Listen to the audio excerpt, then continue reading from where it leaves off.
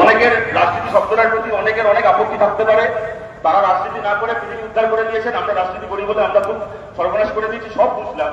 কিন্তু এইটুকু বলতে পারি, খালি আমি যে রাজনৈতিক দল করি তারা নয়, যারা তৃণমূল করেন তাদেরও যে সাধারণ মানুষ, সাধারণ সমর্থক কর্মী যারা আপনাদেরকে সম্মান করেন, যারা আপনাদের প্রতি সহানুভূতিশীল এবং কালকে আপনাদেরকে মার্কেটে দেখে তারাও রাত্রিবেলা চোখের জল ফেলেছেন, আমরা তাদেরও প্রতিনিধি হয়ে এখানে এসেছি, আমরা সবাই সবার প্রতিনিধি হয়ে এখানে এসেছি। এবং কালকে এখানে আমি দেখলাম এক ভদ্রলোক সকালবেলা আপনাদের উপর চড়াও হতে এসেছেন। এবার তার নাম ঘটনাচক্রে সব্যসাচী। আপনারা জানেন মহাভারতে সব্যসাচী বলা হতো অর্জুনকে, তার দুহাতে সমানভাবে তিনি দুহাতে অস্ত্র চালাতে পারতেন বলে। আর আমাদের ইনি হচ্ছেন এযুগের সব্যসাচী, ইনি দুহাতে সমানভাবে দুটো পতাকা ব্যালেন্স করতে পারেন। কিন্তু ইনি বেশি অভিমান করছেন যে আমাকে কেন চোর বলবো। আপনাদেরকে মনে করাই, এই ব্যক্তিটি যিনি গতকাল আপনাদের উপর গুন্ডা লেলিয়ে দিয়েছিলেন, এই ব্যক্তিটি যখন তিনি তার এখনকার দলে ফেরত এসেছিলেন, ফেরত আসার সময় পতাকাটা কার হাত থেকে নিয়েছিলেন আপনাদের মনে আছে? আমি চাইলে ছবি দেখাতে পারি আপনাদেরকে। আপনাদের সবাইকে পথে বসিয়ে যে লোকটা এখন জেলে বসে আছে সেই পার্থ চ্যাটার্জির হাত থেকে পতাকা নিয়েছিলেন, তারা এসেছিল কালকে আপনাদেরকে পেটাতে। এদেরকে চোর বলা হবে না, তুমি ফুলমালা দিয়ে বরণ করা হবে। দেখুন, আমি আপনাদের বলছি, কোন সভ্য সমাজে এই জিনিসটাও ভাবতে পারে না যে পুলিশ লাঠি মারছে কোনো মানুষের মাথায়। পুলিশকে মাঝে মধ্যে ল অ্যান্ড অর্ডার এনফোর্স করার জন্য লাঠি চালাতে হয়, কিন্তু পুলিশের আজকে দেখছিলাম সুপ্রতিম সরকার পুলিশের প্রোটোকল শোনাচ্ছে আমাদেরকে। আমরা বুঝে নেবো সুপ্রতিম সরকার কত প্রোটোকল শিখেছে, আদালতে গান করিয়ে ওটা প্রোটোকল হিসেবে নেবো, আপনাদেরকে এখানে বলে দিয়ে যাচ্ছি। আপনাদের বলছি, পৃথিবীর কোন সভ্য দেশে এর ব্যতিক্রম পাবেন না। পুলিশকে বলা থাকে তুমি লাঠি চালাবে ল অ্যান্ড অর্ডার এনফোর্স করার জন্য কাদের ওপর? গুন্ডা বদমাইশ ক্রিমিনালদের ওপর। এখানে লাঠি চালানো হয় কাদের ওপর? শিক্ষকদের ওপর। গুন্ডাগুলো এসে মুখ খুলিয়ে চলে গেল। আর্জি করার আন্দোলনের সময় আমরা দেখেছিলাম মাঝ রাত্রিবেলা গুন্ডারা এসে ডাক্তারদেরকে পেটাচ্ছে, গুন্ডাগুলো এসে মুখ খুলিয়ে চলে গেল। শিক্ষকদেরকে লাঠি মারছে, আর পুলিশের প্রোটোকল বড় বড় করে লিখে দেওয়া আছে লাঠি মারতে হবে হাঁটুর নিচে। এরা হাঁটুর নিচে নয়, কোমরের নিচে নয়, মাথা ঠিক করে লাঠি মারছে। মাথায় রক্ত নিয়ে ওরে একজন কাজ করছে, একজনের নাকি চোখ নষ্ট হয়ে যাওয়ার অবস্থা হয়েছে। তারপরে পুলিশ আমাদেরকে প্রোটোকল শেখাচ্ছে। কালকে বিশ্বাস করুন, যখন দেখছিলাম টিভিতে, কয়েকটা পুলিশ যাত্রা দলের সময়ের মতোই দাঁড়িয়ে আছে, হুট করে বুক ধরে বসে পড়ল। এই দিব্যি লাফাচ্ছে, হুট করে হাঁটু ধরে বসে পড়ল। তখনই জানি এরা কেন বলছে। দেখুন, এগুলো আমাদের অনেক জায়গা আছে। যখন আপনাদের শরীর থেকে রক্ত ছড়াচ্ছে, তখনই পুলিশ জানে যে এর বিরুদ্ধে, যেরকম কোচবার মেরেছিল ডিআই অফিসে, ডিআই অফিসে মার করে আদালত তাই নিয়ে প্রশ্ন করেছিল। কালকে যখন দেখেছে শরীর থেকে রক্ত ঝরছে শিক্ষকদের, কাতরাচ্ছেন, একজনের মাথা ফেটে গেছে, একজনের কোমরের তলা থেকে সত্তর করে রক্ত পড়ছে, হাঁটু ফেটে গেছে, কারণ চোখ নষ্ট হয়ে যাওয়ার উপক্রম, মহিলাদেরকে মারা হচ্ছে, তখনই জানে কালকে ব্যাপারটা আবার আদালতে যাবে। তখন আদালতকে দেখাতে হবে যে দেখো আমরা এমনি মারিনি, ওরা আমাদেরকে মারছিল, তাই আমাদেরকে আত্মরক্ষায় মারতে হয়েছে। এই গল্প শোনানোর জন্য আমাদের এখনকার যিনি শিক্ষামন্ত্রী, তিনি ভালো নাট্যকার, একসময় ভালো নাটক লিখতেন, আমিও তার নাটক লেখার ভক্ত ছিলাম। আগে উনি মঞ্চে নাটকের জন্য স্ক্রিপ্ট লিখতেন, এখন পুলিশের জন্য স্ক্রিপ্ট লেখেন। পুলিশকে বলে দিয়েছে প্রথমে বেরাবে, যখনই দেখবে শিক্ষকরা ইঞ্জিনিয়ার, নিজেরা খুব চাপা দিয়ে বসে পড়বে, বাকিটা আমি ডায়লগ সংলাপ লিখে দিচ্ছি। কিন্তু আমরা মহামান্য আদালতকেও জিজ্ঞেস করছি, আপনারা দেখেছেন বসবার ডিআই অফিসের কি হয়েছে? বিচারপতি প্রশ্ন করেছেন পুলিশকে, পুলিশ আবার এই এক গল্প শুনিয়েছিল। গতকাল এক জিনিস আবার হয়েছে, কালকে আদালত আবার প্রশ্ন করবে, পুলিশ আবার এক উত্তর দেবে, দিনের পর দিন এই চলতে থাকবে। ও একবার করে মারবে, তারপর পুলিশের আক্রান্ত হওয়ার গল্প শোনাবে, সেইটা শুনে আদালত চুপ করে যাবেন।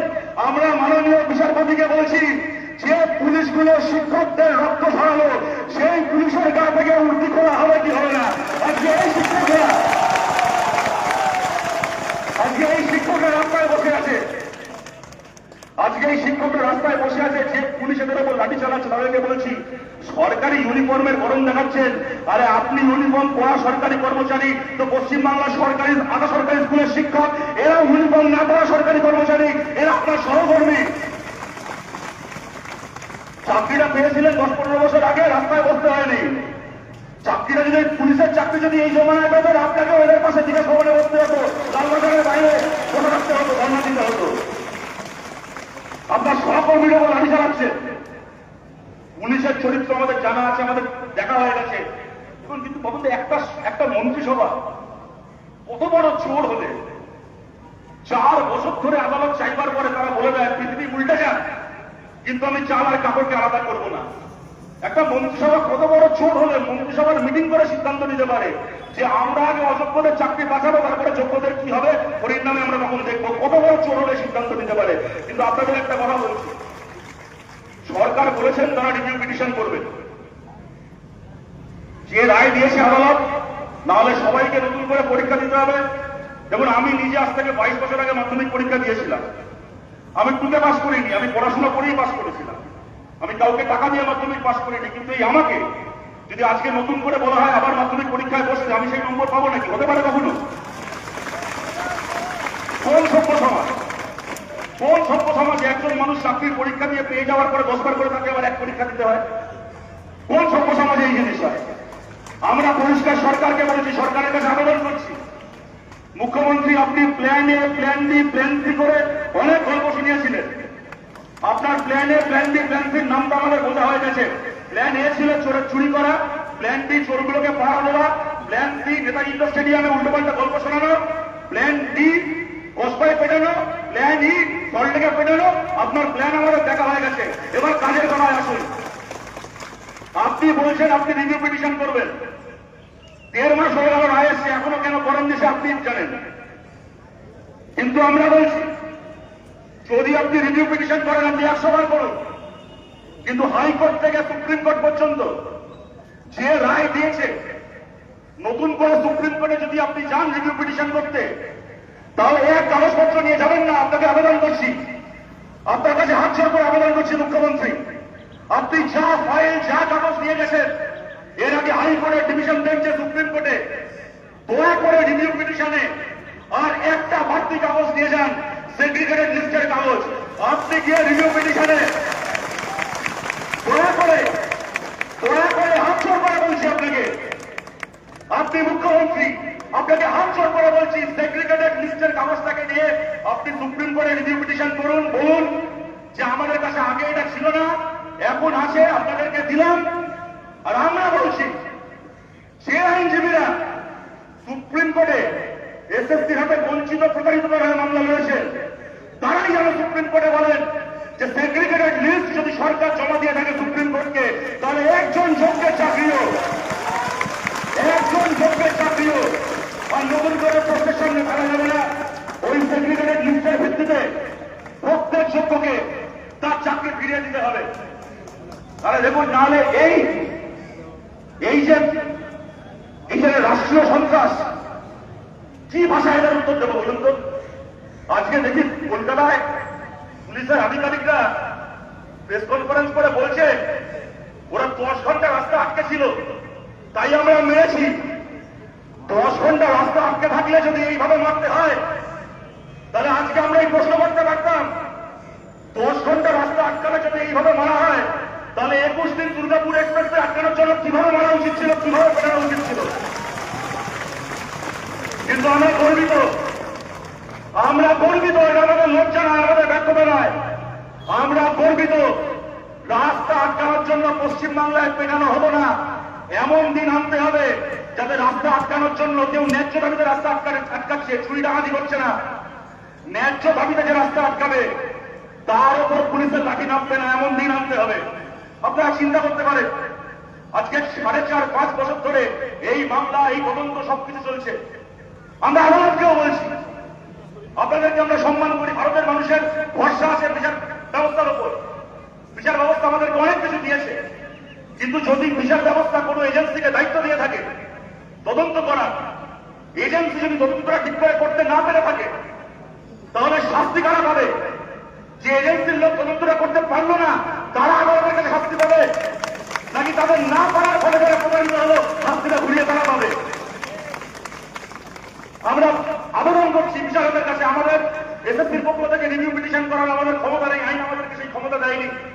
কিন্তু বিচার ব্যবস্থার কাছে, মানবতার কাছে আমরাও এই প্রশ্ন রাখছি, বিচার ব্যবস্থা যেন এই প্রশ্নের উত্তর দেন, দেশের মানুষকে যেন এর উত্তর দেন। দেখুন, আমি আমার কথাকে আর বাড়াবো না, আমি শেষ একটা কথা বলছি। আমি আসার আগেও শুনেছিলাম, এখন এসেও যারা বলেছেন তারা প্রত্যেকে নিজের মতামত জানিয়েছেন, এবং যারা যারা এখানে এসেছেন তাদের প্রত্যেকের আশাটাকে ব্যক্তিগতভাবে আমি সালাম জানাচ্ছি, সম্মান জানাচ্ছি। তারা কেউ আমাদের প্রতিযোগী নন। এরকম ছেলে মানুষই প্রশ্ন করবো না যে উনি কেন এসছেন, ওনার কি ধান্দা রয়েছে। আপনি যেই হয়ে থাকুন, যেমনই হয়ে থাকুন, আপনি এসছেন, আপনাদের স্বাগত। যারা আজও আসেননি তাদেরকে বলছি সবাই মিলে আসুন। এবং আমরা বলছি এই মানুষগুলো তো 7-8 বছর স্কুলে পড়ালেন, এদের হাত থেকে তো কত ছেলে মেয়ে পড়াশোনা করে বেরোলো। সেই ছেলে মেয়েদেরকেও বলছি আপনাদের ছেলেরা মার খাচ্ছেন, আপনাদের দিদিমণিরা মার খাচ্ছেন, এরা মানুষ করেছে আপনাদেরকে। আমরা শিখেছিলাম বাবা মা করে যদি কাউকে পায়ে হাত দিয়ে প্রণাম করতে হয় তাহলে সে তোমার শিক্ষক, তাকে পায়ে হাত দিয়ে প্রণাম করেছেন। মাধ্যমিকের রেজাল্ট নিয়ে যার কাছে দেখাতে গেছেন, যার কাছে ক্লাসে পোকা খেয়েছেন, আজকে সে মার খাচ্ছে। আপনাদের শিক্ষকের পাশে এসে দাঁড়ান। অভিভাবকদেরকে বলছি আপনাদের ছেলে মেয়েদেরকে মানুষ করলো যারা, তাদের পাশে এসে দাঁড়ান। এবং আজ যারা এখানে আছে তাদের যে সহকর্মীরা হয়তো তার 4-5 বছর আগে শিক্ষক, আমি 26,000 বলতে শিক্ষক কথা বারবার বলছি, কিন্তু শিক্ষক শিক্ষাকর্মী, আমি এই সবার কথা একসাথে বলছি।